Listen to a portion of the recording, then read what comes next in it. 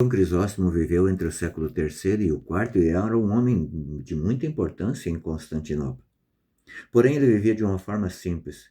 E na porta da sua casa, todos os dias estava ali um mendigo a pedir um pão. E ele sempre o ajudava. Certa vez, alguém da sociedade questionou: Senhor, por que o senhor deixa esse pobre enfeiando a sua casa? Ao que ele falou: esse é o meu porteiro. E seguiu dizendo: a esmola é a guarda da casa, e o pobre é o porteiro do céu, e a caridade é o muro que o demônio não pode atravessar. Você já se perguntou por que hoje fazemos tão pouca caridade e temos dificuldade de fazer caridade? Porque o inimigo instiga as pessoas que não precisam de caridade a fazer as pessoas que querem fazer caridade, fazê-las de trouxa. Porque ele sabe que se não fizermos caridade, não teremos a oportunidade de apagar uma multidão de pecados. São João Crisóstomo ainda dizia que no dia do nosso juízo nós seremos colocados no lugar daquelas pessoas que precisavam da caridade e que nós não fizemos essa caridade. É por isso que Jesus hoje, no evangelho de hoje que está em Lucas capítulo 14, versículos de 12 a 14, ele vai dizer exatamente isso, né? Capítulo 12 a 14 diz assim: igualmente, o que tinha convidado, quando deres uma ceia, não convides os teus amigos, nem teus irmãos, nem os parentes, nem os vizinhos, nem os ricos, porque por sua vez eles te convidarão, e assim te retribuirão.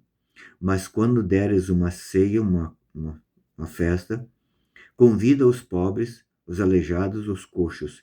Serás feliz porque eles não têm com que te retribuir, mas tu receberás na ressurreição dos justos.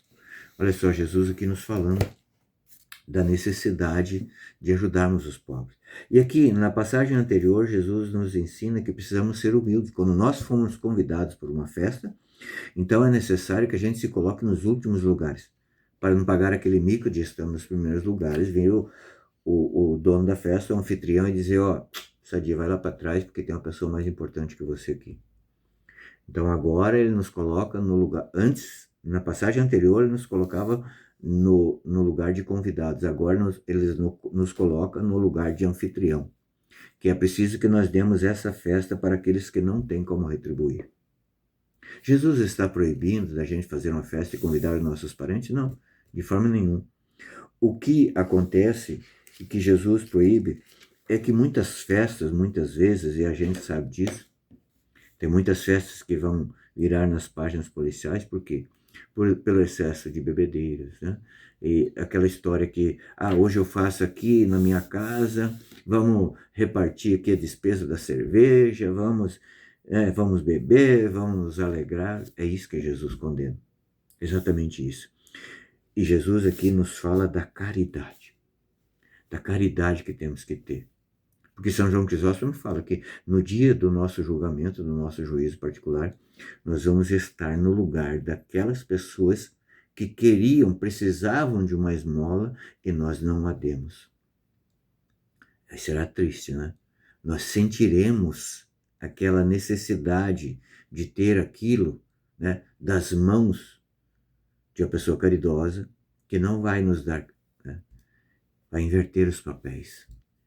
Triste, né? Triste é nós estarmos lá e inverter esses papéis.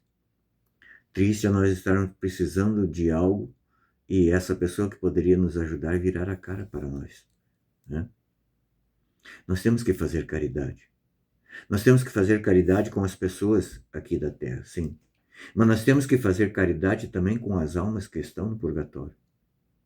Como é que a gente vai fazer caridade com as almas que estão no purgatório? Oferecendo sacrifícios pelas almas que estão no purgatório. Ontem nós estivemos em Santa Carmen e eu fiquei radiante de alegria de ver como o gesto do sacerdote no final da missa, ele deu a bênção e convidou os ministros extraordinários da Eucaristia que estavam ali, ele abençoou a água e pediu, né, e ajudou também, pediu que os ministros aspergissem aquela água benta em todos os túmulos que estavam ali. Isso é um gesto de caridade grandioso que nós podemos fazer com as almas do purgatório. As almas do purgatório, elas não podem fazer mais nada por si. Elas não podem, elas estão lá, elas estão purgando o pecado. Mas nós, pelos nossos atos de caridade, nós podemos acelerar esse processo. Gestos simples. Pegar água benta e fazer o sinal da cruz, dizendo pelas almas do purgatório.